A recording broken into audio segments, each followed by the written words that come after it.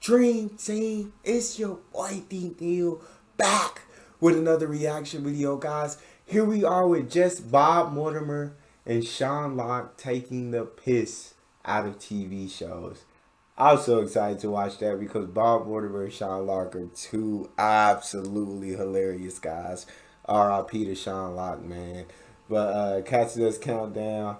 Make sure you subscribe, ring notification bell, get a video a thumbs up so it gets suggested. Let's dive in. In a fan oven, pop a little baking tray on there or some baking beads or something just to weigh it down. Baking beads? Baking beads, you know, your ceramic beads. Ceramic baking beads? No, these are made up things. You've got to blind bake your pastry for your flan. What? This is basic. Even I know about baking beads. Do you? Yeah. How did you not get the bake-off job? You would have been an excellent pair doing that. Which way? Yeah, but one has to be the light-hearted, fun one. It's you, Sean. You're the knocking I man could crazy. do all the innuendos. Like that Claire looks like a... I wish I would have known what he said in that moment. We're going to need to work on that, but it's a great idea. Stick it in your gob. Stick it in your gob. Yeah, I could do that. I could do that all day long. That donut, tell you what you could do with that donut. You could get Paul's and shove it in the donut hole. What about that for like? That's the wrong. So I've got to scale back from there. Yeah, well, that's... Just to go, oh, lovely hole on that donut. John, do you have any bake-off innuendos? Because, I mean, I don't know if you auditioned for it, but you should have. I'll chip you up. Oh, they're baking a carrot cake over here. Oh, carrots are orange, and some people have orange hair, and possibly also orange pubic hair.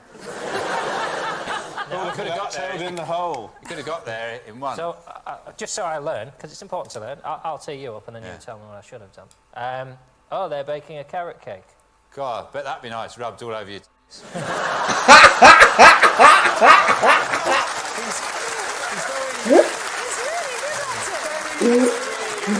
Very direct, I find you. Effortless, Yeah. I would say. Anyway, I got another one for John. Go on. I've got another John. Oh, look. That lady's making some cupcakes. On them and put them in my ears.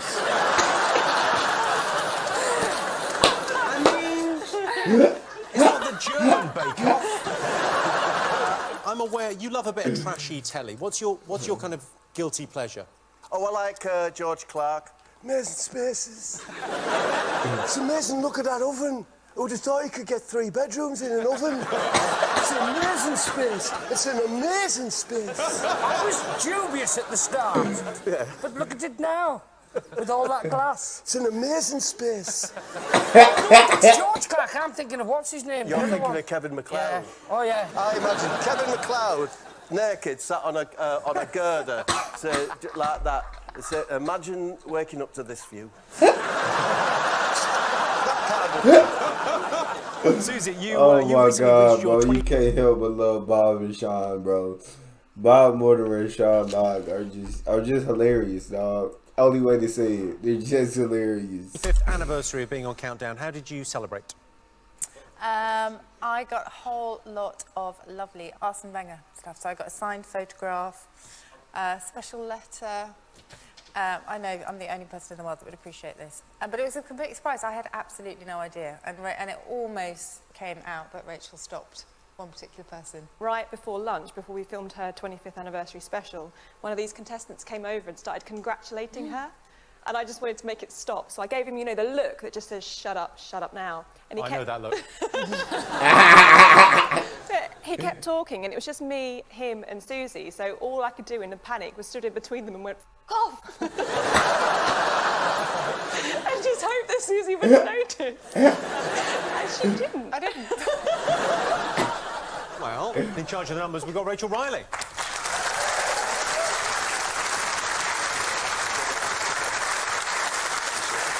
I think Rachel is the classic girl next door. That is, if you live next door to a maths genius who's wasted her talents playing televised Sudoku.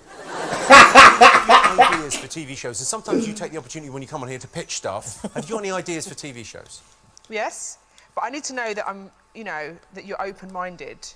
Listen, this is a safe space. I'm super open-minded. Okay, well, I think it should be Condiment World. Condiment. Yeah. So basically, like a food show where we travel around the world. Yeah, but you can say it that way as well, I guess. It's my show, Bill.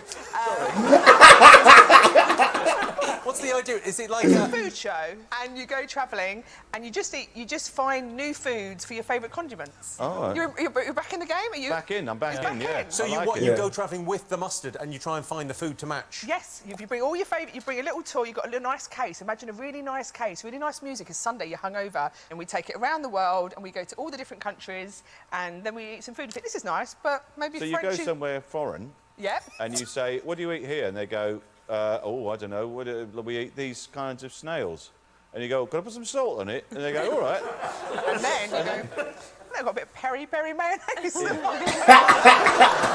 suppose it's that thing of like travelling around very exotic foods and going, if I put enough peri-peri mayonnaise on anything, it's edible. What do you eat here? Sheep's eyes. Right, fetch me the ketchup and lots of it. I like it. Is it always you, or is there like a Well, I suppose I could have a guest if you want to come. Thanks, Josh, you're a little bit thirsty right now. Oh, please, can I be on your show? Somebody wants a travel show now who's had a second kid. Yeah. I'd love to do the night feed, but I'm off to Kuwait with Roshi. You know, with me though, I have chili sauce with everything. So do I I. would be a really boring. I'm not being thirsty like Josh here. You're going to come on the show. No, if I was on your show. Yeah. Wait a bloody minute. You're a pilot. In Australia, this show countdown in Australia. I love this. I love these just conversations that they have in the middle of these shows, dog. They're hilarious. It wasn't called Countdown because in the 80s we had a music show much like Top of the Pops that was called Countdown. What's it called in Australia? It's called... This is just going to make us sound so simple. Come on, surely not. Australia. What's Countdown called in Australia? Letters and numbers.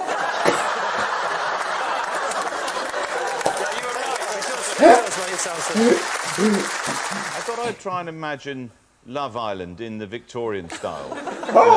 Because the language is quite coarse, isn't it, in Love Island? It's all about being mugged off and cracking on. So I thought it'd be nice to imagine a weekly diary of Love Island in the Victorian style. OK? So here we go. Let's do it. Monday. Mary has intimated to her friend and confidant Alice that were Edward to ask her the following day to accompany him for a stroll in the orchard, she might not rebuff him. The crazy thing is, I would actually watch with that commentary, dog. I would actually enjoy that commentary. Like, I would actually like it. That's crazy, but I love it. Oh. Unfortunately, this strategy has come to naught, as during the night, Edward died of smallpox.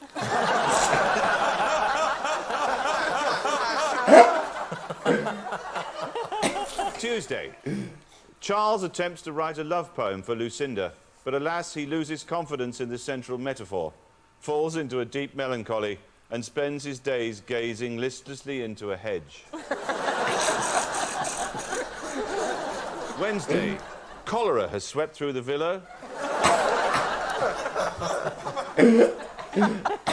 claiming the lives of all the contestants, except that of Sir Roger Fortinbras. He is joined by a new set of housemates, and straight away Jane, the fiery redhead, catches his eye. Sir Roger is charmed by her alabaster skin and merry laughter, and pursues her vigorously. But at dinner she shows her low-born status, passes the port the wrong way, and is swiftly ejected. Thursday. The strict class barrier for contestants is lowered, allowing Flossie, the Cockney scullery maid, to enter the villa. She charms Roger with her bawdy songs. They become an item. Friday. Sir Roger and Flossie survive a deadly outbreak of typhus, and as the only survivors, become default winners. Oh my God. Richard's catchphrase on Pointless is "Well done if you got that at home," which was the original title of Embarrassing Bodies. Susie, is BTEC in the dictionary? Not spelt like that. Think. How is it spelled? Well, it's not actually in the dictionary at all. Well, it's not actually in the dictionary at all. Could have spelled comet. Yeah, that's the only word I got from those letters. That was Susie Dent there, just trying to be nice. Yeah. I don't even know what it stands for, actually. Sorry, does anyone know what BTEC stands for? They would if this was Eggheads. Yeah. If this was Eggheads, they would have off hours ago. I don't think they'd have electrocuted Judith Keppel on it. I hate sport. I'm associated. You know, I still live with my parents. And if I'm looking for a new place to buy, because I do look at places, then I wear this one, which is my Kirsty Allsop. People don't mess around when you go in dressed as Kirsty Allsop. No. Recently, I was described as looking like Kirsty Allsop trapped inside Phil Spencer. I don't know who Kirsty is. I don't know who that is. I've got one last one, which I like to wear just on special occasions when I'm getting ready for this. And this one is, of course, my Jimmy car. I put it on to get ready for countdown, and I put it on, and then I have to take it off quite quickly because if I leave it on for too long, then the Inland Revenue come knocking at my door. I like it. Not as smoothed as yours. Quite proud of it. Have there been any mishaps on regular countdown recently, Susie? Yes, we have mishaps all the time, particularly during my Origins of Words, the bit you love. That bit? Yeah. I've never seen it, I always fast forward, but... I was talking about the earliest dictionaries, which were dictionaries of criminal slang, so underground slang. And I was talking about this, this magistrate in the 16th century who just loved collecting all these kind of grim and grimy words. And apparently he would stand at his door and ask these passing people to give them his words. And he shouted, either I'll throw you in prison or you give me your cant. And cant is a word for criminal slang. Only it came out wrong. Very wrong. Any unusual words come up on regular countdown recently? One contestant offered shagger, the next one offered shagged, and the only thing that Susie could add to the collection was doggers. That's all we got. Great show, great clip. Make sure you subscribe, ring notification bell, give the video a thumbs up. It's your boy D Neil. Out.